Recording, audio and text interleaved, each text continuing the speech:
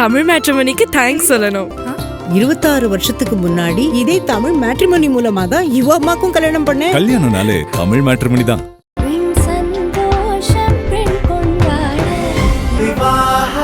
மணப்பெண்ணின் பிரத்யேகமான திருமணம் விவாஹா தி சென்னை சில்க்ஸ். புதிய தலைமுறை டிஜிட்டல் ஓபன் டாக் நிகழ்ச்சிக்கு உங்கள் அனைவரையும் அன்போடு வரவேற்கிறேன். 160 அடி உயரத்துல இருந்து நம்ம இந்த ஓபன் டாக் நிகழ்ச்சியை பண்ணியிருக்கோம். இன்னைக்கு 133 அடி உயரத்துல இருக்க வள்ளுவர் சிலைக்கு முன்னால நின்று இந்த நிகழ்ச்சியை நடத்துறோம். இதை நான் சொல்லும் போதே எந்த இடத்துல நம்ம இருக்கோம் அப்படின்னு தெரியும்.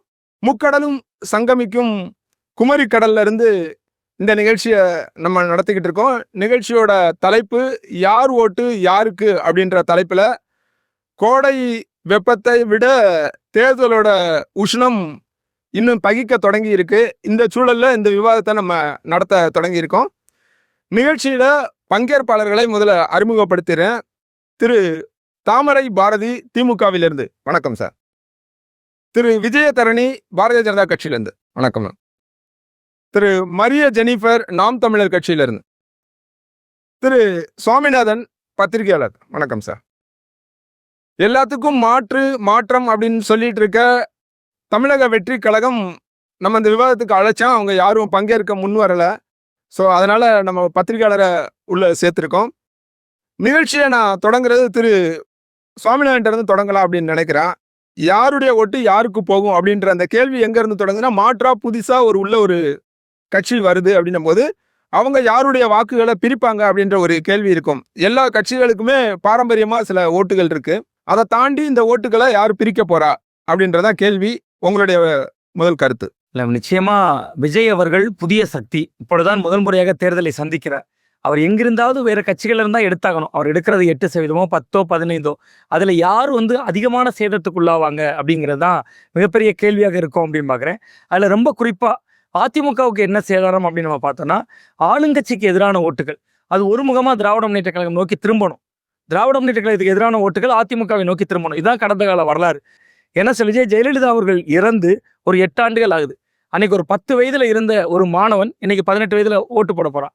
அந்த 8 ஆண்டுகள்ல அந்த மாணவனுடைய பார்வையில பட்டது அந்த இளைஞனாக இன்னைக்கு அவன் மாறி இருக்கும்போது ஓபிஎஸ் இபிஎஸ் சண்டை, டிடிவியோட முரண், சசிகலா அவர்கள் வழக்கு தொடர்ந்திருக்கிறது, சசிகலா இப்ப தனியா வேட்பாளர் விட்டுருக்காங்க. இது மாதிரியான சிக்கல்கள் தான். ஸோ இளைஞர்களை அவர்கள் ஈர்க்கல. அதே நேரத்தில் திமுக இளைஞர்களை ஈர்க்க சில வேலைகள் செஞ்சிருக்காங்க. நாம் தமிழர் கட்சியும் செஞ்சிருக்காங்க. ஸோ அப்போ அந்த மாதிரி செல்லக்கூடிய அந்த இளைஞர்கள் இன்னைக்கு விஜய் பின்னாடி நிற்கிறாங்க. ஸோ அது திமுகவுக்கும் ஒரு பெரிய நெருக்கடி. பட் நாம் தமிழர் கட்சி உருவாக்கி இருக்கிற இளைஞர் கூட்டம் ஒரு கொள்கை அடிப்படையில் சித்தாந்த அடிப்படையில் தெளிவாக இருக்கிறவர்களா அதில் சந்தேகம் இல்லை. பட் அதில் ஒரு குறிப்பிட்ட சதவீதம் மாற்றத்திற்காக விழுந்த ஓட்டு இருக்கு. இன்னைக்கும் மாற்றமாக தெரிகிறார் சீமான், அதில் சந்தேகம் இல்லை. ஏன்னா அவர் மட்டும்தான் தேர்தல் அறிக்கையில் இலவசம் சொல்லலை. பட் அதை தாண்டி நீங்க பாத்தீங்கன்னா ஒரு புதிய வாக்காளர்கள் இளைஞர்கள் கூட்டம், இந்த ஓட்டுகள் எல்லாம் சீமானுக்கு சேர்ந்திருக்கும்ல ஒரு மாற்று சக்தி என்கிற அடிப்படையில் அந்த ஓட்டையும் விஜய் ஈர்ப்பார். அப்ப நாம் தமிழர் கட்சிக்கு ஒரு சின்ன சேதம் தான் இருக்கும். பட் திமுக அதிமுகவுக்கு ஒரு பெரிய சேதம் இருக்கும். அதுல திமுகவா அதிமுக கேட்டா திமுகவுக்கு தான் பெரிய சேதம் இருக்கும் அப்படின்னு பாக்குறேன். அடிப்படையில திமுகவுக்கு அதிகமான சேதம் இருக்கும்னு நினைக்கிறேன் சார். நேற்று வரை களம் 2019, 21, 24 இந்த 3 தேர்தல்களையும் திமுகவோட பிரச்சாரத்தினுடைய மையம் மோடி எதிர்ப்பு, பாஜக எதிர்ப்பு. அந்த பாஜக எதிர்ப்பு என்கிற ஓட்டை ஒன்றிணைந்து அறுவடை செய்வதாங்க திமுக. நீங்க சீமானவர்கள் களத்துல இருந்தாலும் அவர் பெரியாரை எதிர்க்கிறார்.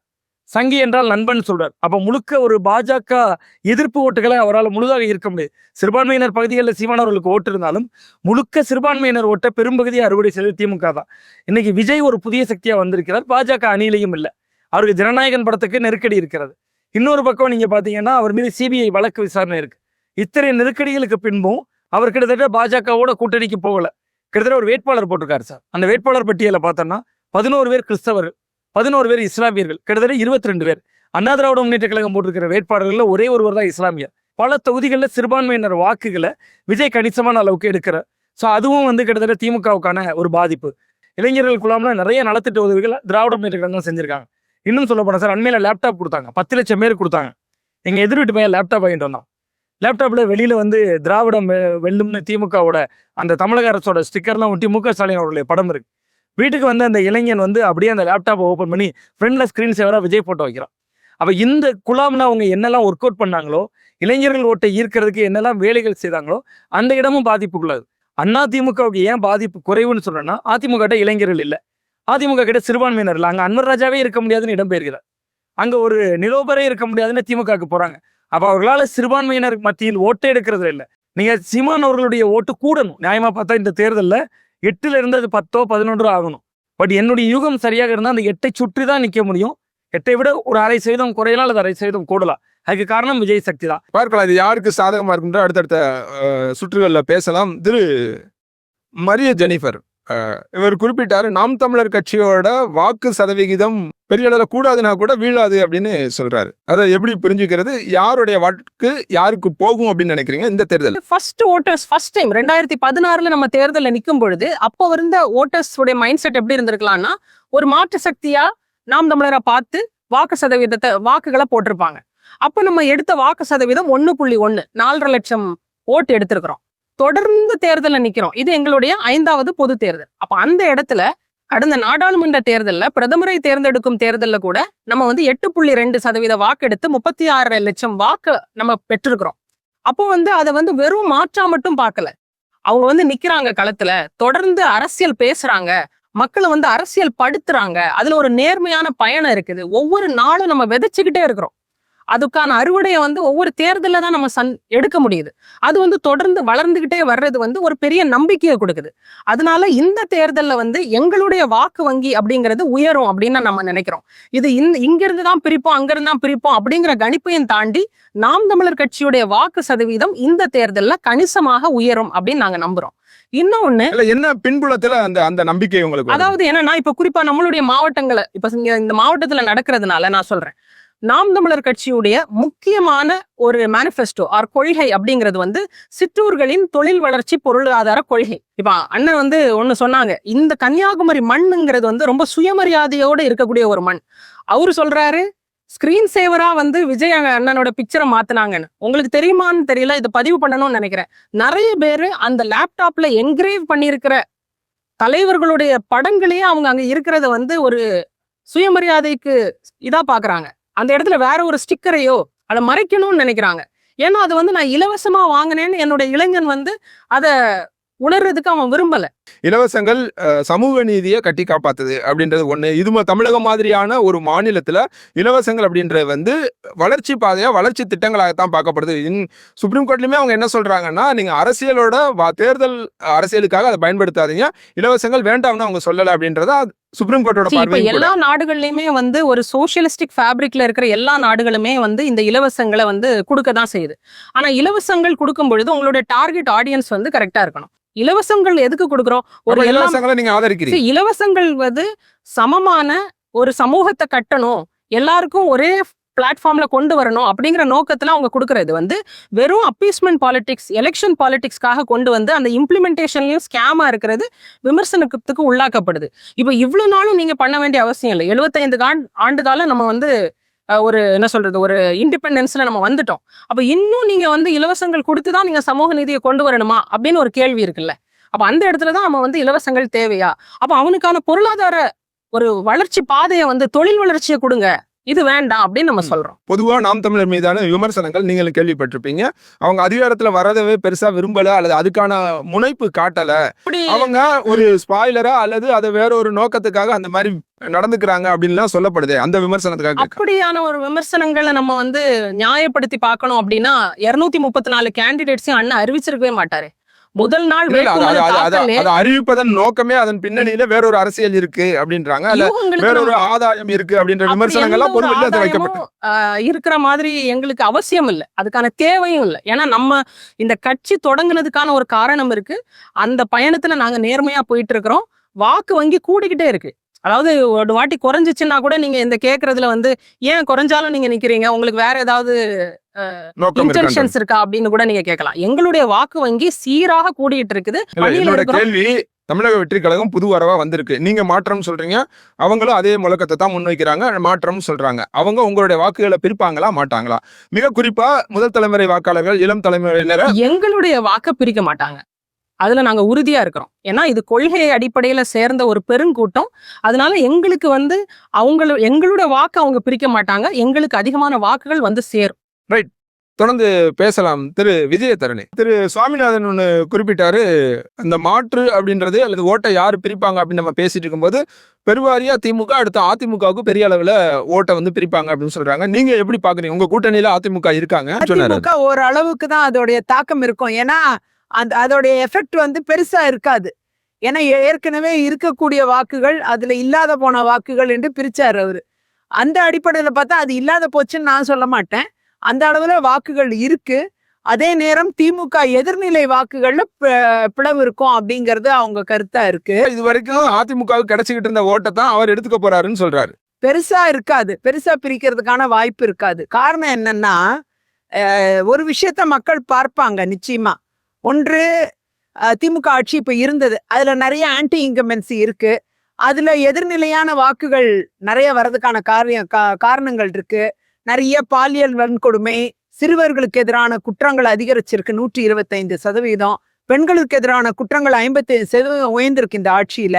அது மாதிரி நிறைய விலைவாசி உயர்வு, கடுமையான மக்களின் சிரமங்கள், பெண்களுக்கு எதிரான குற்றங்கள் என்று இது மாதிரி பெரிய பட்டியலே இடலாம். அப்படிப்பட்ட சூழ்நிலையில அதற்குண்டான ஒரு பாதிப்பு அந்த எதிர்நிலை வாக்குகள் வந்து, அதுவும் நடுநிலையா இருக்கிற வாக்குகள்ல தீர்மானிக்கிற வாக்குகள் கொஞ்சம் இருக்கும். அது மாதிரி வாக்குகள்லாம் என்ன நினைப்பாங்க? பேசிக்கா திமுக ஆட்சி அமையலைன்னா அது அதிமுக ஆட்சியா தானே இருக்கணும்.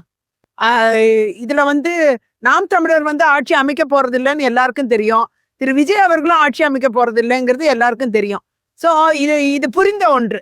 அந்த புரிதல் இருக்கிறதுனால ஆட்டோமேட்டிக்கா என்ன பண்ணுவாங்கன்னா, எனக்கும் திமுகவுக்கும் தான் தாவேக்கா திமுக தான் போட்டின்றாரு, நீங்க ஆட்சி அமைக்காது அவர் சொல்றாரு. ஆனா எனக்கு என்னமோ அவர் வின்னரா இருப்பாரா, லூசரா இருப்பாரா, ஸ்பாய்லரா இருப்பாரா அப்படிங்கிற கேள்வி இருக்கு. 3 கேள்வி இருக்கு அவரை பொறுத்த வரைக்கும், திரு விஜய் அவர்களை பொறுத்த வரைக்கும். 3 கேள்வியில அவர் எதுல பொருந்துவாருங்கிறத இந்த தேர்தல் தான் பதில் சொல்லும். ஏன்னா அவரோடது வந்து ஒரு அன்ப்ரூவன் ரெக்கார்டு, ஒரு அன்டெஸ்டட் ரெக்கார்டு அவரோடது. ஆகையால அவர் வந்து ஒரு தீர்மானிக்கிற சக்தியா மாறக்கூடிய இடத்துல வருவாரா முதல்ல அப்படிங்கிறது மிகப்பெரிய கேள்வி. அந்த கேள்வியை வந்து நாம மீண்டும் மீண்டும் கேட்கும் பொழுது அதற்குண்டான விடயம் என்பது நிச்சயமா 2026 தேர்தலின் ரிசல்ட் தான். இதை யாருமே கணிக்க முடியாதுங்கிற ஒரு சூழ்நிலை இருக்கு. ஆனா ஓரளவுக்கு கணிக்க முடிந்தது என்னவென்றால், மக்கள் மனநிலை என்னவா இருக்கும்? திமுகக்கு மாற்று அதிமுக தலைமையிலான கூட்டணி, அந்த சக்தி தான் வரணும். அப்படி ஒரு ஆட்சி தான் தமிழகத்துல கடந்த 50-60 ஆண்டு காலமா நடந்துட்டு இருக்கிற ஒரு ஆட்சி. அந்த ஆட்சி 30 ஆண்டுகளுக்கு 31 ஆண்டுகளுக்கு மேல ஆட்சியை தந்த அதிமுக. அப்படி பார்க்க போனால் அதிமுக எவ்வளவெல்லாம் கொண்டு சேர்த்திருக்கு மக்களுக்கு, எவ்வளவு நன்மைகளை கொண்டு சேர்த்திருக்கு, எவ்வளவு திட்டங்களை கொண்டு சேர்த்திருக்கு, இதெல்லாம் மக்கள் நினைவில் இருக்கக்கூடிய ஒன்று. அதிமுக ஆட்சிக்கு வருமா, எதிர்கட்சியா இருக்குமா, 3வது இடத்துக்கு போகுமா? அதிமுக ஆட்சிக்கு வரும். தேசிய ஜனநாயக கூட்டணி வெற்றி பெற்று அதிமுக உறுதியாக ஆட்சிக்கு வரும். காரணம் என்னன்னா, இந்த மாவட்டத்தையும் உதாரணமா எடுத்துக்கலாம். எல்லா திக்குறிச்சி வல்லக்கடவு பயணம் பாலமா இருக்கட்டும், அம்மையார் காலத்துல நான் கேட்டு பெற்று நிறைவேறின பாலம் 10 கோடி ரூபாய் பாலம். அது மாதிரி சாலைகள் 300 கோடிக்கான சாலைகள் CRIDPலையும் CRFலையும் போடப்பட்டது. அது மாதிரி என்னோட தொகுதியிலேயே. இதெல்லாம் உதாரணம் எதுக்கு நான் சொல்றேன்னா, எதிர்கட்சி வரிசையில இருந்த MLA நான் பேசி சட்டமன்றத்துல விளவங்கோடு தொகுதிக்கு இவ்வளவு நிதிகளை வழங்கணும், இவ்வளவு திட்டங்களை வழங்கணும்னு கேட்டு ஆளுங்கட்சிகிட்ட கேட்டு வாங்கி அதை நிறைவேற்றியது என்றால் அது அதிமுக ஆட்சியில் தான் நடந்திருக்கு. அப்போ இந்த மாவட்டத்துல அதிமுக ஆட்சியில இவ்வளவு திட்டங்கள் நடந்திருக்கு. இந்த காரணங்களே வந்து போதுமானதாக இருக்கிறது. அதிமுக தேசிய ஜனநாயக கூட்டணி வெற்றி பெற்று ஆட்சி அமைவதற்கான காரணங்களே போதுமானதாக இருக்கிறது. நம்ம பேசலாம். திரு தாமரை பாரதி நிறைய பேசினாங்க. இதுல குரூப் சுவாமிநாதன் சொன்னதுல இருந்து நான் ஆரம்பிக்கலாம்னு நினைக்கிறேன். பெரிய அளவு வாக்குகள் வந்து திமுக இருந்து தான் பிரிய போகுது அப்படின்னு ஒண்ணு சொல்றாரு. இதுக்கு முதல்ல உங்களோட பதில். என்னை பொறுத்தளவில் ஒரு பலம் நிரூபிக்காத கட்சியை விஜய் அவர்கள் நடத்தி கொண்டிருக்கிறார்கள்.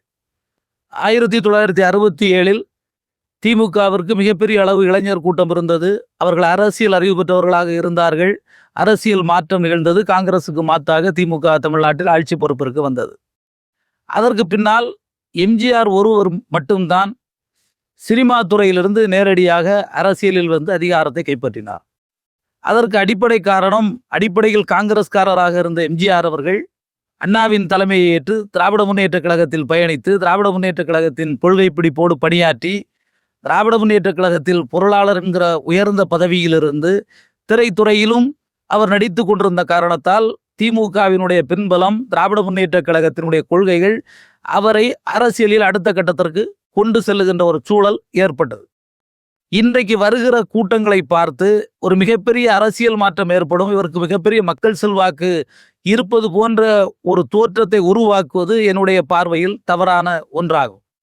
தமிழ்நாட்டு திரைத்துறையில் இருக்கிற நடிகர்களாக இருந்தாலும் நடிகைகளாக இருந்தாலும், அவர்கள் கடந்த கால நடிகர்களாக இருந்தாலும் நிகழ்கால நடிகர்களாக இருந்தாலும், அவர்கள் சமவெளிக்கு பொது இடங்களுக்கு வருகிற பொழுது அவர்களினுடைய தோற்றத்தை பார்ப்பதற்கும் அவர்களை சந்திக்க முடியுமா என்கிற ஆவலில் பல்லாயிரக்கணக்கானோர் கூடுவது என்பது தவிர்க்க முடியாத ஒன்று.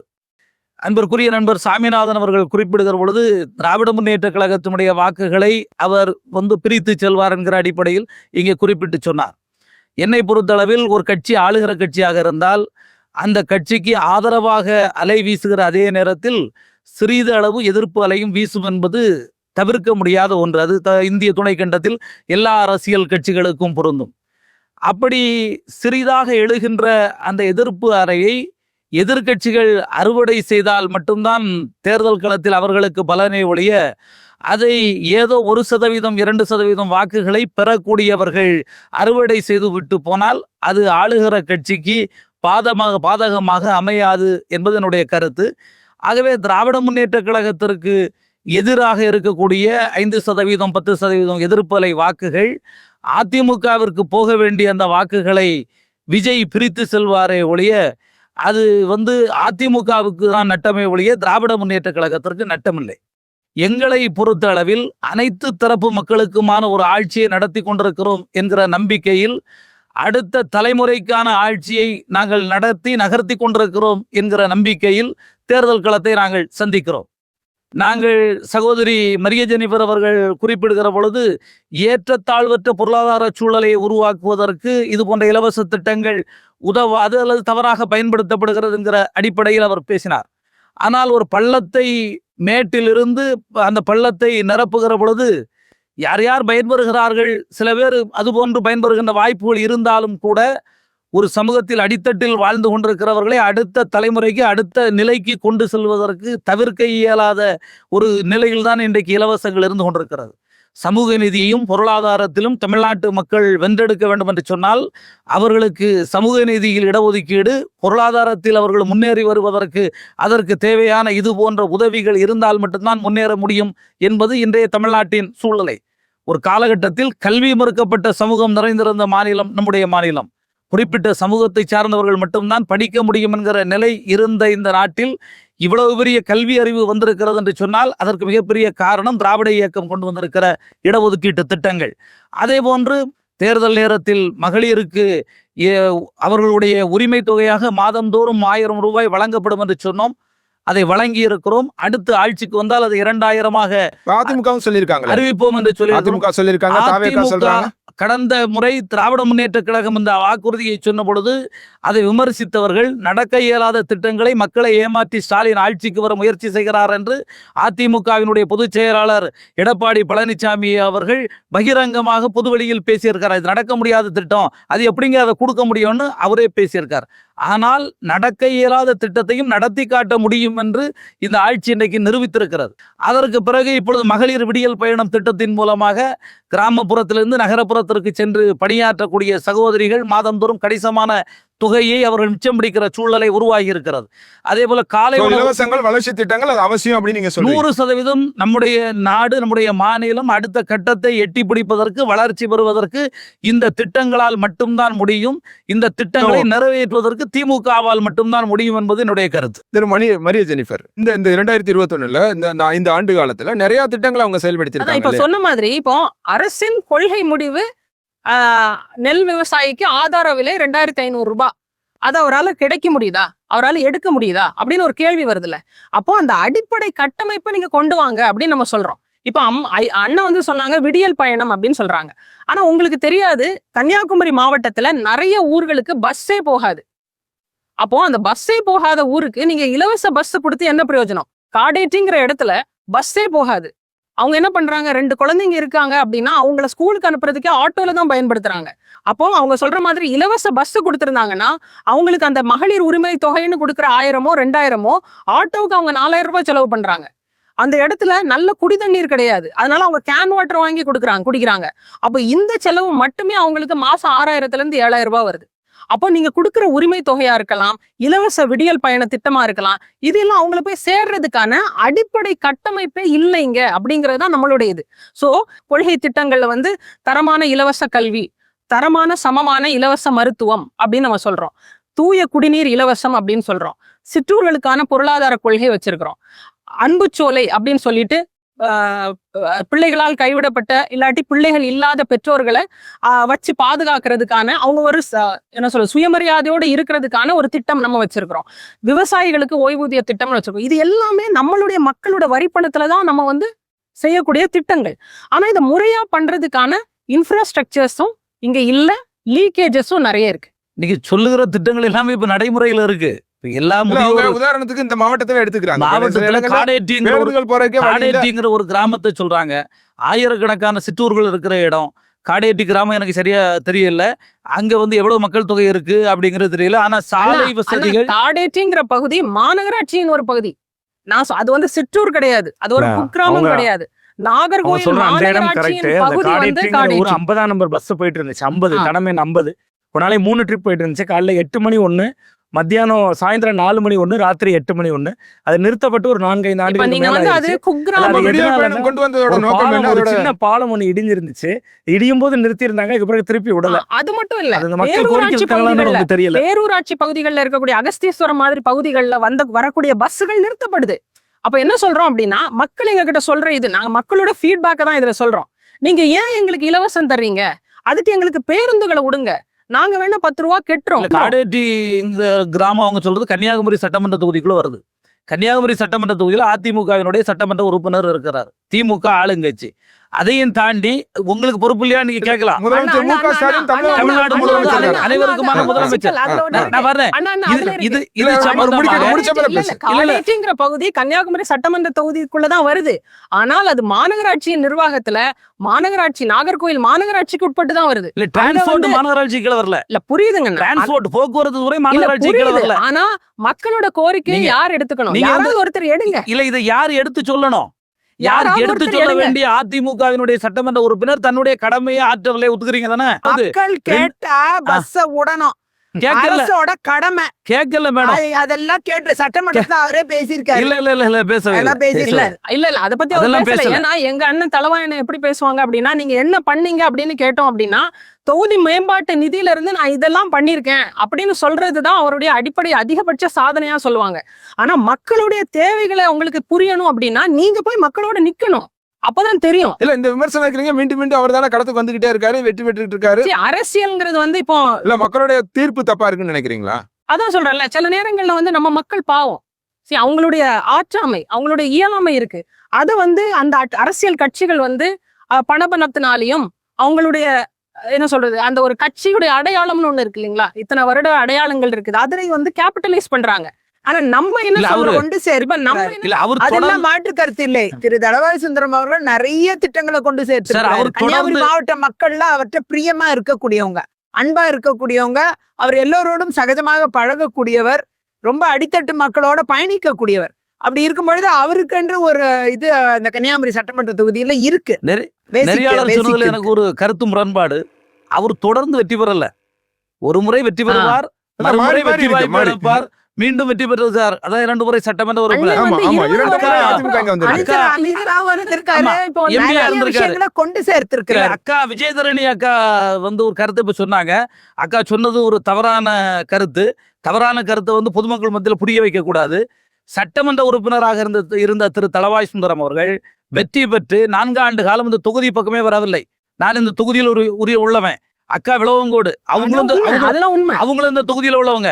4 ஆண்டுகளுக்கு பின்னால் பிஜேபியோடு என்றைக்கு அதிமுக கூட்டணி உறுதி செய்யப்பட்டதோ அதற்கு பிறகு மட்டும்தான் அவர் களத்துக்கு வந்தார்.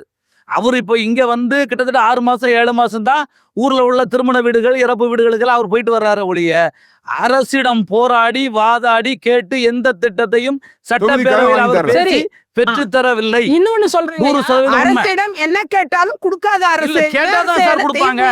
நீங்க கேட்டு வாங்குறீங்க தானே, கேட்டாதானே கொடுப்பாங்க. நான் தொடர்ந்து 40 கோரிக்கை கொடுத்தேன்.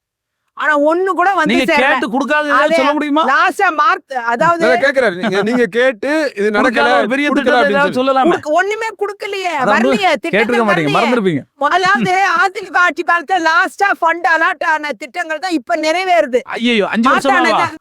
ஆமா, அங்க தொகுதியில நீங்க களிக்காவோட பஸ் ஸ்டாண்டு 8 கோடி வாங்கி கொடுத்தேன், ரிவைஸ் எஸ்டிமேட் கொடுத்தோம். அதுக்கப்புறம் இன்னும் ஒர்க் முடியல, இன்னும் நடந்துகிட்டு இருக்கு. நம்மளுடைய மாவட்டத்துல புத்தந்துறைங்கிற ஒரு இடத்துல போன ஜூலை மாசத்துல ஒரு கடலரிப்புனால மக்களுடைய வீடுகள்லாம் சேதமடைஞ்சிருச்சு. அப்போ உடனே நம்மளுடைய நாடாளுமன்ற உறுப்பினர் ஒரு 16 லட்சம் ரூபாயும், அதுக்கப்புறம் மாவட்ட நிர்வாகம் அரசும் வந்து ஒரு 20 லட்சம் ரூபாய், மொத்தத்துல ஒரு 40-45 லட்சம் ரூபாய் ஒதுக்கி ஒரு கல்லு போட்டாங்க. அண்ணன் தளவாய் சுந்தரம் அவர்கள் சட்டமன்றத்துல பேசுறாரு, இந்த மாதிரி எங்களுக்கு வேணும், இத்தனை கோடி வேணும் அப்படின்னு பேச்சோட நிப்பாட்டிடுறாங்க. இப்ப நம்ம புரிஞ்சுக்கிட்டது என்ன அப்படின்னா, ஒரு எம்எல்ஏ, ஒரு பொறுப்புள்ள எம்எல்ஏ இருக்கும்போது நீங்க தரோ ஸ்டடி பண்ணணும், உங்களுக்கு டிபிஆர் பண்ணணும், அதுக்கான ரிப்போர்ட்ஸை நீங்க சப்மிட் பண்ணணும், அதுக்கான எஸ்டிமேட்ஸை கரெக்டா நீங்க கொடுக்கணும். இதை கொடுத்து நீங்க இன்ஃப்ளூயன்ஸ் பண்ண வச்சு நீங்க அதை கொண்டு வர்றதுதான் உங்களுக்கு எம்எல்ஏ செலக்ட் பண்ண வச்சிருக்கு. வெறும் சட்டமன்றத்துல பேசிட்டு போயிட்டு அவங்க கொடுக்கல அப்படின்னு சொல்லிட்டு பிளேம் கேம் ஆடுறதுக்கு பேர் இந்த பொறுப்பு இல்ல. சகோதரி மன்னிக்கணும், 5 ஆண்டுகள் அவர் இந்த தொகுதியினுடைய சட்டமன்ற உறுப்பினர். கன்னியாகுமரியில ஒரு எம்எல்ஏ ஆபீஸ் இருக்கு. அது இந்த தெரிஞ்ச 5 வருஷத்துல அவர் என்னைக்காவது இந்த எம்எல்ஏ ஆபீஸுக்கு வந்திருக்காரா, அல்லது இந்த 5 ஆண்டுகள்ல என்றைக்காவது அந்த சட்டமன்ற உறுப்பினர் அலுவலகம் திறக்கப்பட்டிருக்கிறதா? சட்டமன்ற உறுப்பினர் ரெப்ரசன்ட் பண்றாரு. என்ன செய்ய முடியும்? சட்டமன்ற உறுப்பினர் தன்னுடைய பணியை செய்யவில்லை. ஒரு ஜேர்னலிஸ்டா அவங்க சொன்ன விஷயங்களை நான் உள்வாங்கின பாக்குறேன்.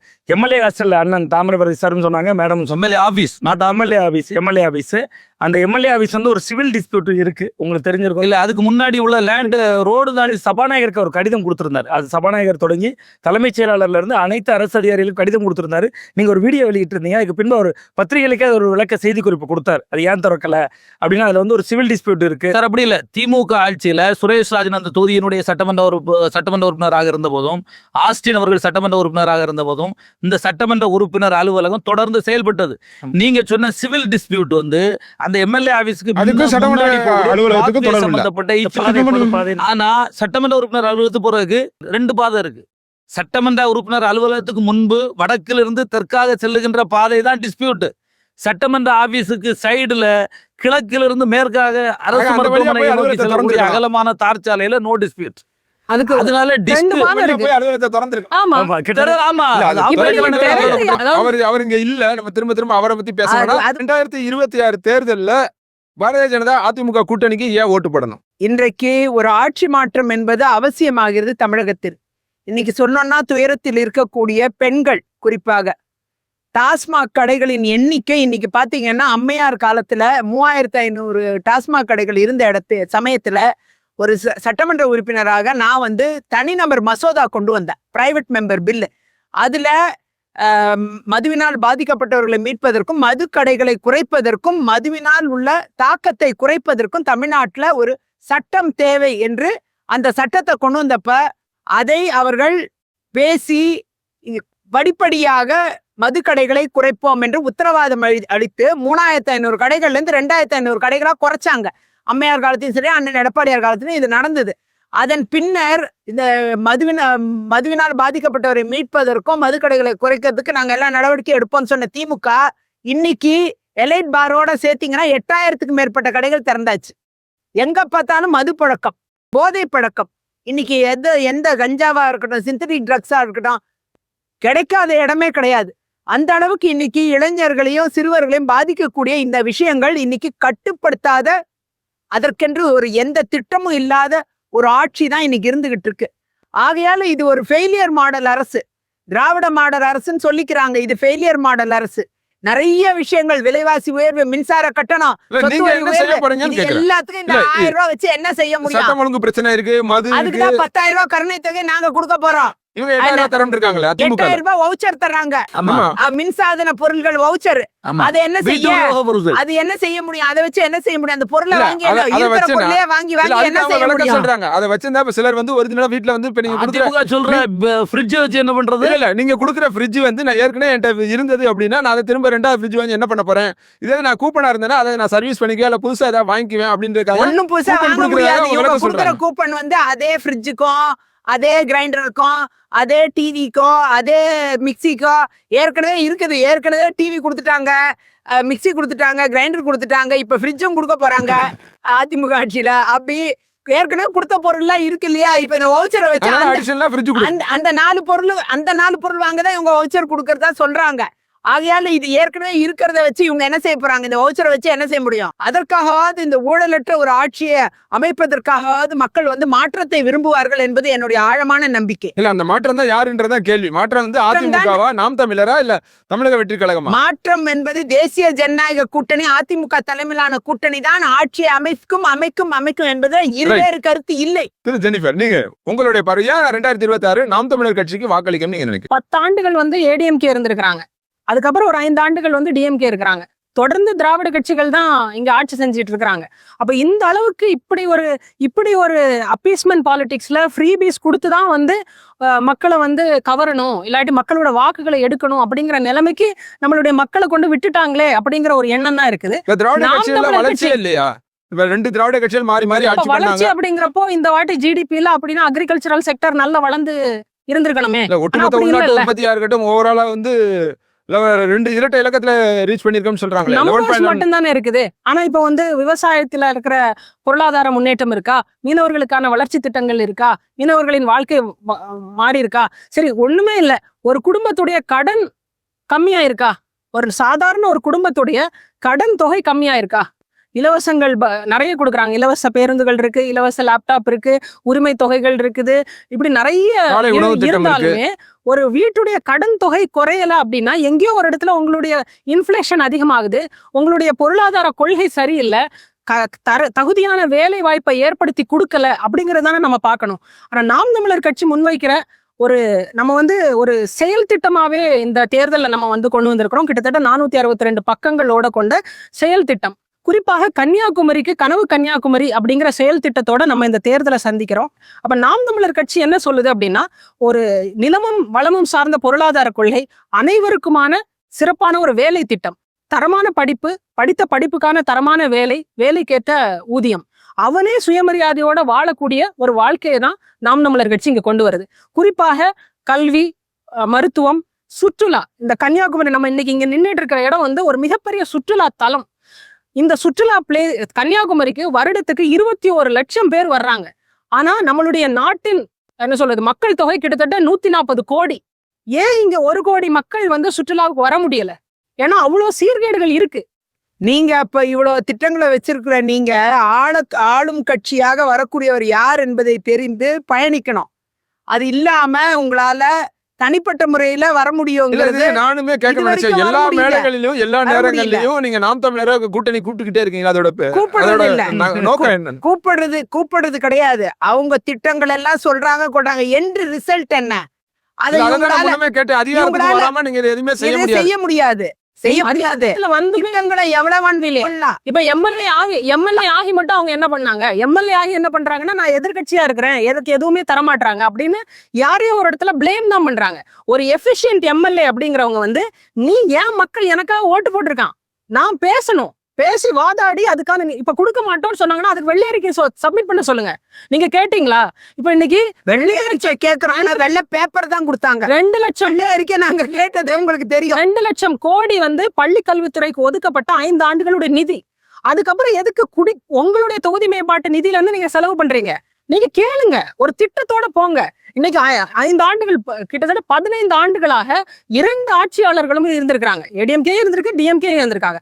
ஏன் உங்களால ரப்பர் தொழிற்சாலை கொண்டு வர முடியல? இது உங்களோட ப்ராமிஸ் தானே. கடல் ஆம்புலன்ஸ் கொண்டு வருவேன்னு சொன்னீங்கல்ல, அது உங்களோட ப்ராமிஸ் தானே. அப்ப நீங்க 2 பேருமே மாத்தி மாத்தி வாக்குறுதிகளை கொடுக்குறீங்களே தவிர ஏன் இம்ப்ளிமெண்ட் பண்ண முடியலன்னு சொல்லிடுங்க. மத்திய அரசு இதுக்கு உண்டான சில திட்டங்கள் தென்னையை பொறுத்த வரைக்கும் இந்த தடவை அறிவிச்சிருக்காங்க. தென்னைக்கென்று ஒரு தனி அறிவிப்பு மத்திய பட்ஜெட்ல இருக்கு, இந்த தடவை கொடுத்துருக்காங்க. அது மாதிரி கடல் சார்ந்த விஷயங்கள்ல நிறைய திட்டங்களை மத்திய பட்ஜெட்ல அறிவிச்சிருக்கிறாங்க. இல்ல நிறைய கேள்விகள் உங்க முன்னால உங்களை நோக்கி தான் வச்சிருக்காங்க. இங்க வந்து எல்லாம் அடிப்படையா சட்டம் ஒழுங்கு சரியில்லை. சகோதரி விஜயதரணி அவர்கள் குறிப்பிடுகிற பொழுது போதைப் பொருள் நடமாட்டத்தை ஒரு பெரிய இஷ்யூவா பேசினாங்க. இல்ல அது பெரிய இஷ்யூ தான் சார். ஆமா. இஷ்யூவா பேசுறாங்க. பெரிய இந்தியாவிலே போதைப் பொருளினுடைய கேபிட்டல் வந்து குஜராத் தான். இந்தியாவிலே சொல்லிட்டே இருக்க போறோம். இந்தியாவிலே போதைப் பொருள் நடமாட்டம் அதிகமா இருக்கிறதும் போதைப் பொருள் வந்து இறங்குறதும் குஜராத்ல தான். சட்ட ஒழுங்கு சீர்கேடு மணிப்பூர் சமூகம் நாடே பார்த்துச்சு. இந்த நாட்டுல ஒரு பெண் எப்படியெல்லாம் நடத்தக்கூடாதோ அப்படியெல்லாம் நடத்தப்பட்டு நடத்தப்பட்ட நேரத்தில் இந்த நாட்டினுடைய பிரதமர் இன்றைக்கு வரை ஏன் என்று கேட்கவில்லை, அங்க போய் எட்டி பார்க்கல. அவங்க வந்து சட்ட ஒழுங்கை பற்றி பேசக்கூடாது. ஒண்ணு, தமிழ்நாட்டில் சட்டம் ஒழுங்கு சரியாக இருக்கிறது, பாதுகாப்பாக ஒரு சூழ்நிலை அனைத்து தரப்பு மக்களுக்கும் இருக்கிறது என்கிற ஒரு நிலைதான் இன்னைக்கு இருக்கு. அங்கொன்று இங்கொன்று ஏதாவது சம்பவங்கள் நடக்கத்தான் செய்யும். இன்னைக்கு இருக்கிற மீடியாவில் அது வெளியே வரத்தான் செய்யும். உடனடியாக அது நடவடிக்கை எடுக்கப்படுறது. இங்கொன்றுமா இல்ல, நிறைய இந்த ரீசன்ட் டேஸ்ல நிறைய இன்சிடென்ட்ஸ் அடுத்தடுத்து நடக்குது. ரொம்ப குறிப்பா அவங்க குறிப்பிட்ட மாதிரி மது வந்து பள்ளி குழந்தைகள்ல இருந்து ஸ்கூல் பசங்க, கவர்மெண்ட் ஸ்கூல் பசங்க, ரொம்ப முக்கியமா கவர்மெண்ட் ஸ்கூல் பசங்க நேரடியா பாதிக்கப்படுறாங்க. இது மாதிரியான விமர்சனங்கள் எல்லாத்துக்குமே வந்து இதுக்கு வந்து பதில் என்ன சொல்றோம்னா, நீங்க அதை செய்யல, நீங்க இதை செய்யலன்ற பதில் வந்து சரியா இருக்கும். இந்த அரசு பொறுப்படுத்த பிறகு கூட 500 மதுக்கடைகளை தமிழ்நாடு முழுவதும் மூடி இருக்கிறது. ரெண்டாவது, சட்டம் ஒழுங்கை பொறுத்தளவுல இந்த மாதிரி இஷ்யூஸ் உமன்ஸ் அகேன்ஸ்ட் இஷ்யூஸ் எல்லாம் வரும்போது இப்போ போக்சோ வழக்கெல்லாம் ஃபைல் பண்ணி அக்கா அட்வொகேட் தான் அவங்களுக்கு தெரியும், வெரி ஸ்பீடு ட்ரையல் நடத்தி நீண்ட நாட்களாக அதை வந்து இழுத்தடிக்காம ஸ்பீடி டிஸ்போசல் இன்னைக்கு போக்சோ வழக்குகள் எல்லாம் கொடுத்துட்டு இருக்காங்க. குற்றவாளிகள் கைது செய்யப்பட்டு அவர்கள் மீது குண்டர் சட்டம் பதியப்பட்டு அவர்கள் உடனடியாக சட்டத்தின் முன் நிறுத்தப்படுகிறார்கள். ஆகவே இந்த அரசு சட்டம் ஒழுங்கை பொறுத்த அளவில் மிக ஒரு உச்ச அளவிற்கு அதை அந்த தங்களுடைய அதிகாரத்தை பயன்படுத்தி இன்றைக்கு பயன்படுத்திட்டு இருக்காங்க. போதைப் பொருளை வந்து சட்டம் ஒழுங்கோடு சேர்த்து கட்டுப்படுத்துவதற்கான நடவடிக்கை இந்த அரசு எடுத்துக்கொண்டிருக்கிறது. அதில் எந்த மாற்று கருத்தும் இல்லை. திராவிட முன்னேற்ற கழக அரசு மீண்டும் தமிழ்நாட்டில் ஆட்சி பொறுப்பிற்கு வரும். எப்படிப்பட்ட சூழ்நிலையில் என்றால் வாக்களிக்கணும்னு கேட்கிறேன். 2026 மாநில கட்சி, நாங்க ஒரு மாநில அரசாங்கத்தை நடத்திட்டு இருக்கிறோம். எப்படிப்பட்ட சூழ்நிலையில மத்திய பிஜேபி அரசாங்கம் இந்த மாநிலத்துக்கு தர வேண்டிய நிதியை முறையாக தராத காலகட்டத்தில் தமிழ்நாடு நம்மளுடைய கல்வியை பற்றி சகோதரி ஜெனிபர் அவர்கள் பேசுகிற பொழுது சொன்னார்கள், பள்ளிக்கூடங்களுக்கு 2 லட்சம் கோடி ரூபாய் நீங்க நிதி ஒதுக்கீடு பண்றீங்க, சம்பளத்துக்கு கொடுக்குறீங்க, எல்லாம் கொடுக்குறீங்கன்னு சொன்னாங்க. ஆனால் பள்ளிக்கூடத்தில் பயிற்றுவிக்கக்கூடிய ஆசிரியர்களுக்கு மத்திய அரசாங்கத்தினுடைய பங்களிப்பாக தர வேண்டிய பணத்தை தர வேண்டும் என்று சொன்னால் இந்தி திணிப்பை நீங்கள் ஏற்றுக்கொள்ள வேண்டும் என்று நெருக்கடி தரக்கூடிய மத்திய சர்க்கார், ஒன்றிய அரசாங்கம் இந்தியாவில் ஆட்சி பொறுப்பில் இருக்கிற காலகட்டத்தில் எந்த நிதி உதவியையும் பெறாமல், நியாயமாக பெற வேண்டிய வரிப்பகிர்வை பெறாமல் இந்த நாட்டு மக்களுக்காக உழைத்துக் கொண்டிருக்கிற முதலமைச்சர், எங்களுடைய முதலமைச்சர் முத்துவேல் கருணாநிதி ஸ்டாலின் அவர்கள் செய்ய முடியாத எதையும் வாக்குறுதியாக சொல்லவில்லை. எதிர்கட்சியை சார்ந்தவர்கள் நகைத்து நிறைவேற்ற முடியாது என்று சொன்ன திட்டங்களை எல்லாம் இன்றைக்கு நாங்கள் நிறைவேற்றி தந்திருக்கிறோம். நிறைவேற்றிருந்தீங்கன்னா எதனால செவிலியர்கள் போராட்டம் நடத்துறாங்க? அரசு ஊழியர்கள் போராட்டம் நடத்துறாங்க? எதுக்கு உங்களுடைய கூட்டணி கட்சி கூட்டணி கட்சி அரசு அதிகாரிகள் மீது, ஆசிரியர் பெருமக்கள் மீது எஸ்மா சட்டத்தை திணித்து அரசு அதிகாரிகளை ரிங் மாஸ்டரை போல நீங்கள் சட்டமன்ற உறுப்பினராக இருந்த காலத்தில் ரிங் மாஸ்டரை போல நான் இருந்து கட்டுப்படுத்தி இருக்கிறேன் சொன்ன அதிமுக பொதுச் செயலாளர் ஜெயலலிதாவின் கட்சியோடு நீங்கள் கூட்டணி சேர்ந்திருக்கிறீர்கள். ஆனால் இன்றைக்கு தமிழ்நாட்டில் போராட்டம் நடைபெறுகிற பொழுது உடனடியாக அவர்களை அழைத்து பேசி தீர்வு கண்டிருக்கிற அரசாங்கம் இன்னைக்கு தமிழ்நாட்டில்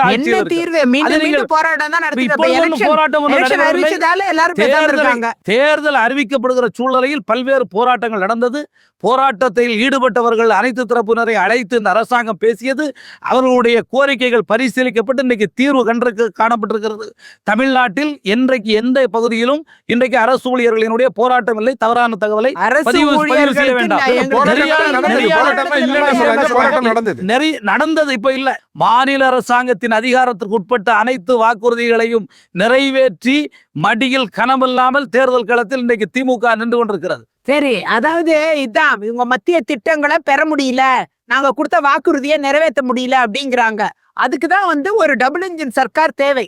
மத்தியிலும் மாநிலத்திலும் இணக்கமான ஒரு அரசு தேவை. எந்த திட்டத்தை கொடுத்தாலும் இவங்க ஏத்துக்க மாட்டேன்னு வெளியில தள்ளிடுவாங்க. நாங்க எப்பவுமே நிச்சயமாக டெல்லிக்கு அவுட் ஆஃப் கண்ட்ரோல் தான். பாஜக அரசு மத்தியில் இருக்கும் அரசு இன்னும் நிறைய விஷயங்களை கொண்டு மேடம், நாங்க எப்பவுமே சேர்ப்பதற்கு வாய்ப்பு டெல்லிக்கு இருக்கு. அவுட் ஆஃப் கண்ட்ரோல் தான். இல்ல இங்க வந்துட்டு நம்ம மக்களை மீனவர்கள் ஏமாத்துறதுக்கு நீங்க out of No, control. no. Tamil Nadu okay, மக்களை உங்களுக்கு ஏமாத்த எங்களுக்கு தான். இல்ல கன்னியாகுமரியில நாங்க வந்துட்டு அதிமுக மீனவர்கள் போட்டியிடல பிரச்சனையை பேசலன்னா சரியா இருக்காது. திரு சுவாமிநாதன், ஒட்டுமொத்தமா மீனவர்களோட ஸ்ட்ரென்த் அப்படின்றது வந்து ஒரு 12 லட்சத்துல இருந்து 13 லட்சம் வரைக்கும் மீனவர்கள் வாக்காளர்களா நான் சொல்றேன். அப்படின்னும் போது குறிப்பா அந்த கன்னியாகுமரி மாவட்டத்துல அதுல 20% அப்படின்னு புரிஞ்சுக்கலாம். இந்த மீனவர்களுடைய வாக்குகள் யாருக்கு கணிசமா கிடைக்க வாய்ப்பு இருக்கு?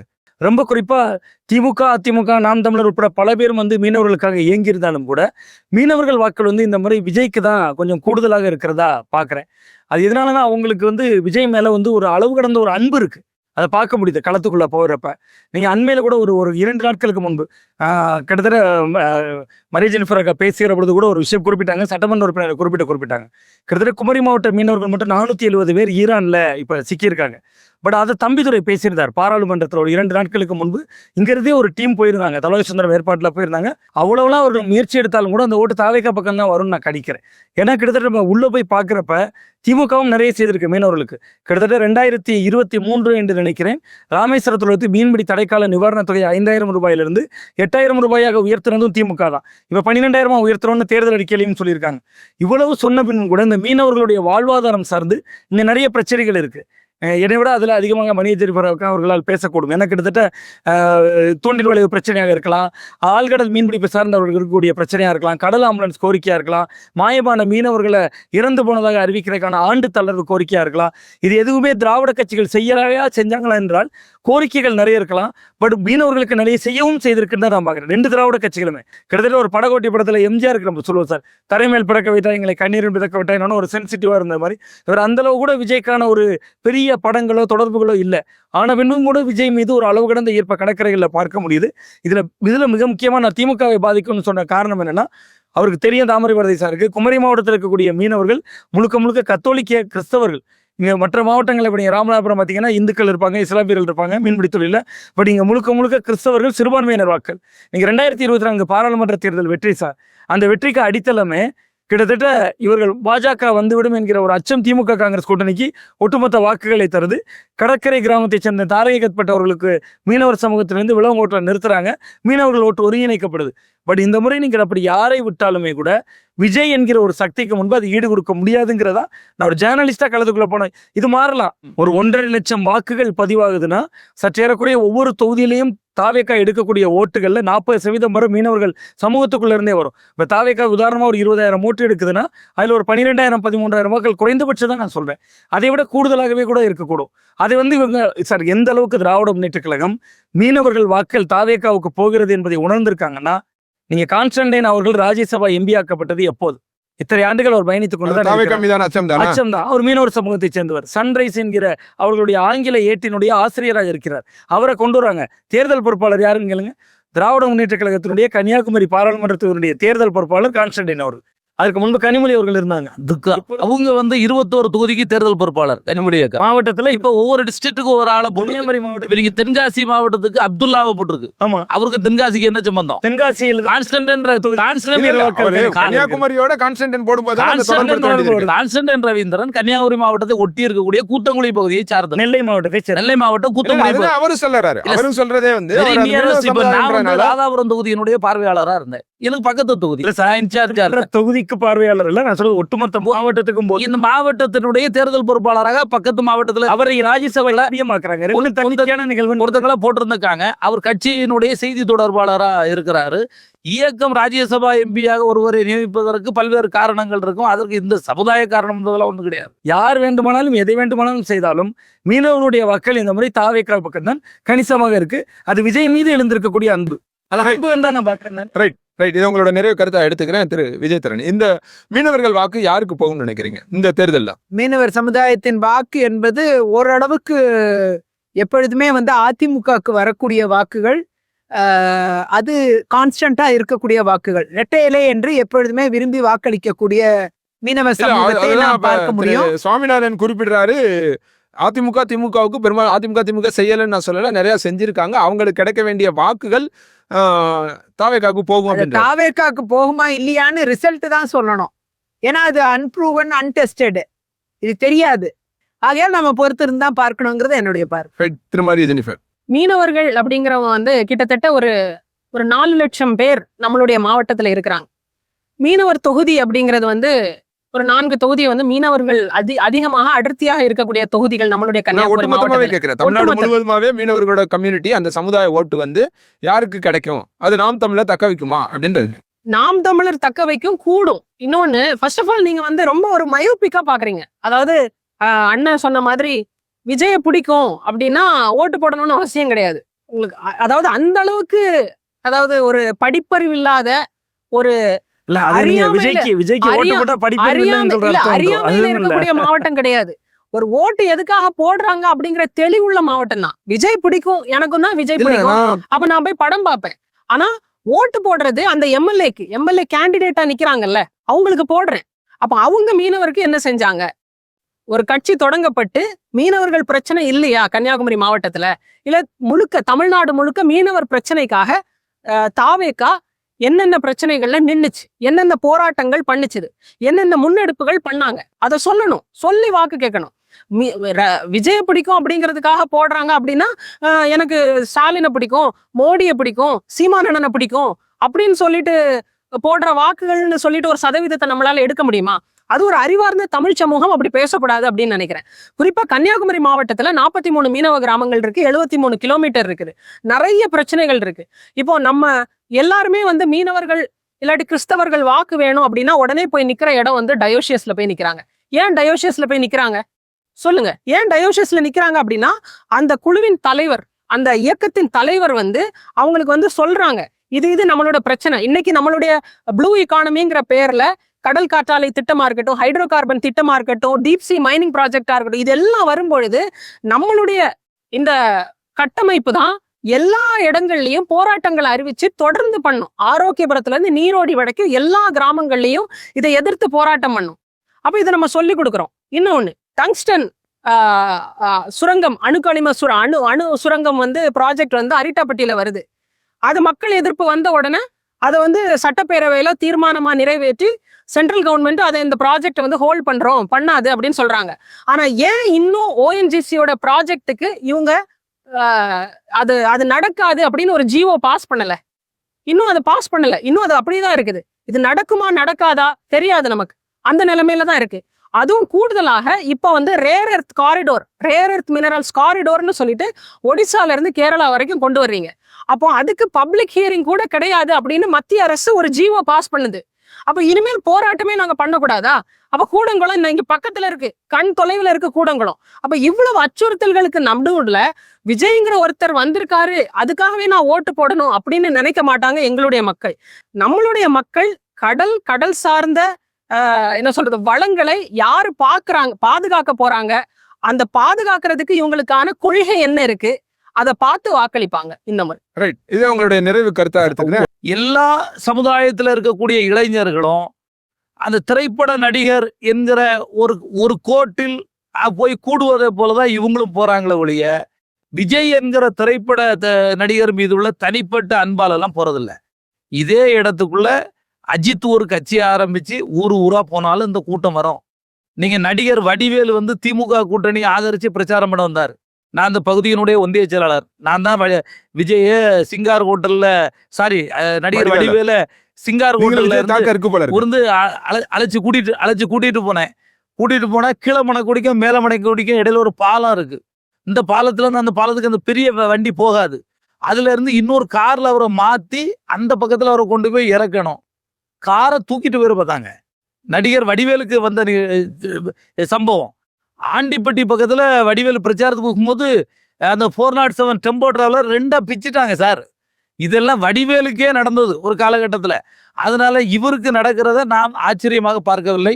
மீனவ சமுதாயத்தை பொறுத்தளவில் திராவிட முன்னேற்ற கழகம் பல்வேறு உதவிகளை பல்வேறு நன்மைகளை செய்திருக்கிறது. குறிப்பாக மீனவர்கள் தங்களுடைய தடை காலத்தில் வாழ்வாதாரத்தை மேம்படுத்திக் கொள்வதற்கு 5000 ரூபாய் என்று இருந்தது 8000 இப்ப உயர்த்தி கொடுத்திருக்கோம். 12000 ரூபாய் நீ கொடுப்போம்னு சொல்லி தேர்தல் வாக்குறுதி சொல்லி அதிமுகவும் சொல்லியிருக்காங்க. இல்ல நாங்க சொன்னதை செய்வோம் சார். எங்களுக்கு உங்களுக்கு நிறைய வித்தியாசம். இந்த அறிக்கை அதிமுக சொல்லிச்சு, திமுக அப்புறம் தான் சொல்லிச்சு. சார் நாங்க 5 8 கொடுத்தவங்க நாங்க ஏற்கனவே குறைவா இருந்ததை கூட்டி கொடுத்த தகுதியோட மீண்டும் தருவோம்னு சொல்லி நம்பிக்கை விட்டுறோம். இதே போல குமரி மாவட்டத்தை பொறுத்த அளவுல அது வாணியக்குடியா இருந்தாலும் சரி, அதே போல குளச்சல் பகுதியா இருந்தாலும் சரி, ஒரு 150 கோடி ரூபாய் செலவுல குளச்சல்ல ஒரு மீன்பிடி இறங்கு தளம் ஒன்று அமைக்கப்பட்டிருக்கு. வாணியக்குடியில ஒரு 150 கோடி ரூபாயில நாங்க வந்து ஒரு ஆர்பருக்கு எஸ்டிமேட் எடுத்த ஒர்க் போயிட்டு இருக்கு. குளச்சல் ஆர்பர், இப்படி பல்வேறு திட்டங்களை நாங்க வந்து நிறைவேற்றி கொடுத்துருக்குறோம். இதெல்லாம் மீனவ மக்கள் நன்றி உள்ளவர்கள், மறக்க மாட்டார்கள், நம்பிக்கை உள்ளவர்கள். அவர்கள் வந்து இந்த சினிமா மோகத்துல போயிடுவாங்க அப்படிங்கிற மாதிரியான ஒரு சாயத்தை உருவாக்க வேண்டாம் என்பது என்னுடைய கருத்து. ரைட். உங்ககிட்ட ஒரே ஒரு கேள்வி கேட்கணும்னு நினைக்கிறேன். இப்ப திமுகவுக்கு ஓட்டு குறையும் அப்படின்னு நீங்க சொல்றீங்க தாவேகா வருகையினால. நான் என்ன நினைக்கிறேன், இந்த புரிதல் சரியான்னு பாருங்க. ஆன்டி டிஎம்கே ஆன்டி இன்கம்பன்சி ஓட்டு அப்படின்றது பரவலா இருக்கும். அந்த ஓட்டை வந்து விஜய் எடுத்துட்டு போகலாம், அல்லது நாம் தமிழர் எடுத்துட்டு போகலாம். இதுதான் இது வரைக்கும் நம்ம பார்த்தது. அது போது இது வரைக்கும் முன்பு இருந்த எலெக்ஷன் எல்லாத்துலேயுமே வந்து அது அதிமுகவுக்கு போய்கிட்டு இருந்தது, மாற்று கட்சியாக அவங்களுக்கு தான் போயிட்டு இருந்தது. ஆக இந்த எலெக்ஷன்லயே அதுதான் நடக்க போகுது அப்படின்னா அது வந்து திமுகவுக்கு பலமா தானே இருக்கும். எதிர்ப்பு ஓட்டுகளை பூரா தாவேகா பிரிக்குது அப்படின்னா அது வந்து ரொம்ப ஈஸியா திமுக வெற்றியை நோக்கி தானே போக முடியும். ஆமா சார், அந்த கணக்கீடு சரிதான். பட் அதுக்குள்ளதான் நுட்பமான இன்னொரு இடம் இருக்கு அப்படின்னு பாக்குறேன். கிட்டத்தட்ட திமுகவுக்கு எதிரான ஓட்டு அதிமுகவுக்கு போகணும், அதை விஜய் எடுத்துருவார். இன்னொரு பக்கம் அதிமுகவுக்கான பாரம்பரிய ஓட்டு, அது இளைஞர்கள் பெண்கள் இல்லை, அவங்ககிட்ட ரொம்ப குறைவா இருக்காங்க. அண்ணாமலை ஒரு அரசியல் பண்றாரு சார். அண்ணாமலை அரசியல்னா திமுக எதிர்ப்பு அரசியல். அண்ணாமலை செய்த திமுக எதிர்ப்பு அரசியல் என்ன பண்ணுச்சுன்னா அதிமுக கிட்ட இருந்து திமுக எதிர்ப்போட்டை எடுத்துட்டு வந்துச்சு. ஆனா விஜய் பண்ணக்கூடிய திமுக எதிர்ப்பு அரசியல் திமுகக்குள்ள இருந்தே ஓட்டு எடுக்குது. அதான் சொன்னேன், சிறுபான்மையினர் ஓட்டு. சிறுபான்மையினர் ஓட்டுகளை விஜய் கணிசமான அளவுக்கு எடுக்கல. சிறுபான்மையினர் ஓட்டுகள் போறதுக்கு விஜய் எந்த அளவுக்கு ஒரு ஆன்டி பிஜேபியோ இல்ல சிறுபான்மை ஆதரவு விஷயங்களை என்ன செஞ்சிருக்காரு? பிஜேபி அணியில சேராம இருக்காருல்ல சார். நேற்றைய தினம் பெரிய நேற்றைய தினம் வியாசர்பாடியில் உள்ள பாஜக எதிர்ப்பு அரசியலை திமுக ரொம்ப தீவிரமா எடுத்து வைக்கிறாங்க. அது மாதிரியான அரசியலை விஜய் பண்ணாத போது அவருக்கு எப்படி இது கிடைக்கும்? நிச்சயமா சார். கிட்டத்தட்ட மக்களவையில 22 எம்பிக்கள் சார், மாநிலங்களவையில் கணிசமான எம்பிக்கள், ஒரு மாநிலத்தில் ஆட்சி, இந்தியா கூட்டணியினுடைய முகமும் முகவரியுமா இருக்கக்கூடிய மு.க. ஸ்டாலின் அவர்கள், அவர் பின்னாடி கிட்டத்தட்ட ஒரு 20க்கும் மேற்பட்ட, இன்னைக்கு நிலைமையில 23 கட்சிகள், இவ்வளவு இருக்கக்கூடிய மு.க. ஸ்டாலின் அவர்கள் ரொம்ப வலுவா எதிர்க்க முடியும். நீங்க ஒரு வலுவான கூட்டணி இல்லாம, ஒரு மக்களவையில பிரதிநிதித்துவம் இல்லாம, மாநிலங்களவையில இடமே இல்லாம நீங்க யாரு கூட சண்டை போடுன்னு சொல்றீங்க? மோடி கூட சண்டை போடு, மோடி கூட சண்டை போடுங்கிறோம். நான் என்ன சொல்றேன் சார், இவ்வளவு நெருக்கடிகள் நம்ம மேடம் மறுக்கலாம். கிட்டத்தட்ட அவருக்கு சிபிஐ என்கொயரி என்பது ஒரு அழுத்தம் கொடுக்கப்பட்டது என்பது பத்திரிகையாளர்களுக்கு தெரியும். நீங்க ஜனநாயகன் படம் ஏன் ரிலீஸ் ஆகலன்னு நமக்கு தெரியும். 5 பேர் கொண்ட கமிட்டி பார்க்கணும். ஒருவருக்கு உடல்நிலை சரியில்லை, இன்னொருவரை மாற்றி விடலாம். கிட்டத்தட்ட இதுல திரைப்பட தணிக்கை துறையிலே 100 பேருக்கு மேல மெம்பர் இருப்பாங்க. யாரோ ஒருவரை மாற்றி விடலாம், படம் ரிலீஸ் ஆக மாட்டேது, ஜனநாயகன் படம் வரல. அப்ப இது எல்லாமே இல்லாத சூழல்ல தனியாக அவர் ஒரு அணியை அமைக்கிறாரு, அல்லது தனியாக அவர் களத்தை காண்கிறார் அப்படின்னா அதுவே உங்களுக்கு ஒரு பாஜக எதிரான ஓட்டுகளை பிரிக்கிற காரணமாயிரும்ல. நீங்க 2024 தேர்தல் சார், இவ்வளோ பெரிய தனிப்பெரும்பான்மை பெறாங்க, திமுக அணி மொத்தமா ஜெயிக்கிறாங்க 40 சீட்டு. மோடி எதிர்ப்பு என்பது ஒரு புள்ளி. பட் மோடி எதிர்ப்பு மட்டுமே 40 சீட்டையும் ஜெயிக்க வச்சுட்டாருன்னா அன்னைக்கு ஆட்சிக்கு ஆதரவு அலை வீசிச்சு. அப்போ ஆதரவு அலை வீச காரணம் என்னன்னா, எடப்பாடி பழனிசாமி அவர்கள் ஆட்சிக்கு எதிரான மனநிலையை உருவாக்குறதுல கோட்டை விட்டு விட்டார். பட் விஜய் அந்த வாக்க பெறுவாரான்னு நமக்கு தெரியாதுன்றாலும் கூட திமுக எதிராக அவர் பேசினார்ல, அது ஒரு எதிர்ப்பு மனநிலையை உருவாக்கியிருக்காருல்ல சார். அந்த இடம் வந்து திமுகவுக்கு சவாலான இடம். நான் திரும்ப திரும்ப கேட்கிறேன், அப்படின்னா அந்த எதிர்ப்பு ஓட்டுகள் தானே அவருக்கு போகணும்ன்ற. அது அந்த எதிர்ப்பு ஓட்டு என்பது அவர் எதிர்கட்சிகள்கிட்ட இருந்து ஓட்டை மட்டும் எடுக்கலைங்கிறேன். நீங்க இளைஞர்கள் ஓட்டு சார், நான் ஒரு உதாரணமா சரியாவே சொல்லிடுறேன். 10 லட்சம் மாணவர்களுக்கு லேப்டாப் கொடுத்துருக்காங்க சார், பெரிய விஷயம், கைதட்டி பாராட்ட வேண்டிய அளவுக்கு. திமுக தன்னுடைய ஆட்சியோட இறுதியில 10 லட்சம் பேருக்கு லேப்டாப் கொடுத்துருக்காங்க. இந்த 10 லட்சம் பேரை லேப்டாப் வாங்கிட்டு வீட்டுக்கு போயிட்டாங்க. நம்ம என்ன சொல்றோம், இளைஞர்கள் ஓட்டு விஜய் இருப்பாருங்கிறோம். இப்ப இன்னொன்று உடைத்தே சொல்றேன் சார், 1,31,00,000 பயனாளிகள், நம்ம மகளிர் உரிமைத்துறை பயனாளிகளோட எண்ணிக்கை 1,31,00,000, மொத்த குடும்ப அட்டைகளோட எண்ணிக்கை 2,23,00,000. அப்ப 90 லட்சம் பேர் வெளியில இருக்காங்க. அந்த 90 லட்சம் ஓட்டுகள் தான் பலவாரா சிதற போகுது. நம்ம இப்ப சொல்லலாம், ஆட்சியில ஏதோ ஒரு திட்டத்தால் பலனடைந்தவர்கள் இருக்காங்க. நான் சொல்றேன், ஆட்சி மிக சிறப்பான ஆட்சி. முந்தைய கலைஞர் அவர்களுடைய ஆட்சியோடு ஒப்பிடுகிற பொழுது இந்த ஆட்சியில நிறைய மக்கள் நல திட்டங்கள் செஞ்சிருக்காங்க. விடியல் பயணம், அதை யாரு பயனாளிகள்னு பார்த்தீங்கன்னா ஒரு பெரிய கோடீஸ்வரர் போக மாட்டார். அந்த 90 லட்சம் பெண்கள் அதில் போயிருப்பாங்கன்னு நமக்கு தெரியாது. ஏன்னா நம்ம நீங்க அந்த வரைமுறையே நம்ம என்ன வச்சிருந்தோம்னா, வருமான வரியினுடைய அடிப்படையில தான் 1,31,00,000 பயனாளிகள் இருக்காங்க. காலை உணவு திட்டம் யாரு பயன்பெற்றிருப்பா? அந்த 1,31,00,000 பெண்களுடைய வாரிசுகள், பேரன்கள், ஏதோ ஒரு குடும்பம் தான் பயன்பெற்றிருக்கும். நீங்க வருமான வரி செலுத்துறவங்க சத்துணவு திட்டம் சாப்பிட்டுருப்பாங்க, மதிய உணவு திட்டம் சாப்பிட்டுருப்பாங்கன்னா ஒரு ஏற்புடையதா ஒரு ஜேர்னலிஸ்டா என்னுடைய பார்வையில் இல்லை. 2வது மிக முக்கியமா புதுமை பெண் திட்டம், அரசு பள்ளியில, அரசு உதவி பெறும் பள்ளியில படிக்கிற மாணவிகளுக்கு கொடுக்கக்கூடியது. மெட்ரிகுலேஷன் சிபிஎஸ்சியில் படிக்கிறவங்க யாரா இருந்திருப்பாங்க? பயனாளிகளா இதுவரை இல்லாத அந்த 90 லட்சம் பேரா இருப்பாங்க. அவ எங்கே சுத்துறாலும் அந்த 1,31,00,000 பேர் தான். அந்த 1,31,00,000 பேர்ல அதிமுக குடும்பம் இருப்பாங்களா, தமிழக வெற்றி கழகம் குடும்பம் இருப்பாங்களா? நான் இதையெல்லாம் கணக்கிட்டு என்ன சொல்றேன்னா, இந்த அரசு என்பது யாருக்கும் பெரும்பான்மை இல்லாத அரசாகத்தான் நம்ம, அது திமுக நினைப்பது போல 200 என்றோ அதிமுக நினைப்பது போன்று ஆளுங்கட்சிக்கு எதிரான ஓட்டுகள் தனக்கு என்றோ இருக்காது. இன்னொரு நுட்பமான இடம் சார், திருமாவளவன் அவர்கள் ஏன் காட்டுமன்னார் கோயில்ல போட்டிடுற, அவரே சொல்றாரு, ஒரு கிட்டத்தட்ட வரும் சட்டமன்ற தேர்தல் தமிழ்நாட்டின் அடுத்த கட்ட திசை வழியை காட்டும் தேர்தல் அப்படிங்கிற ஒரு வார்த்தை ஏன் வருது? கிட்டத்தட்ட எல்லாரும் ஏன் சட்டமன்ற தேர்தல் எப்படி புரிஞ்சுக்கிறது? இல்ல, கிட்டத்தட்ட அவருக்கு தெரிகிறது ஒரு பெரும்பான்மை அரசாக வருகின்ற எந்த அரசாக இருந்தாலும் அமையாது. நீங்க திமுக கூட திரும்பி வந்துடலாம். இந்த தேர்தலில் தொங்கு சட்டசபை என்பது விஜய் தரக்கூடிய ஒரு ஸ்பாயிலர்.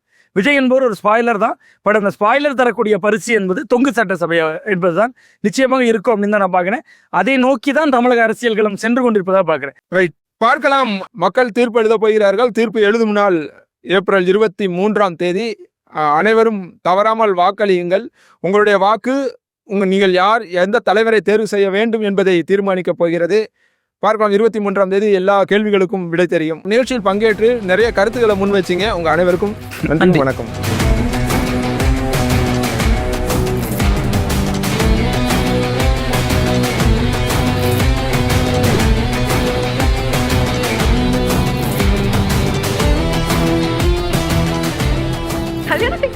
தமிழ் மேட்ரிமோனிக்கு தேங்க்ஸ் சொல்லணும். 26 வருஷத்துக்கு முன்னாடி இதே தமிழ் மேட்ரிமோனி மூலமா தான் இவ அம்மாக்கும் கல்யாணம் பண்ணேன். கல்யாணம்னாலே தமிழ் மேட்ரிமோனி தான்.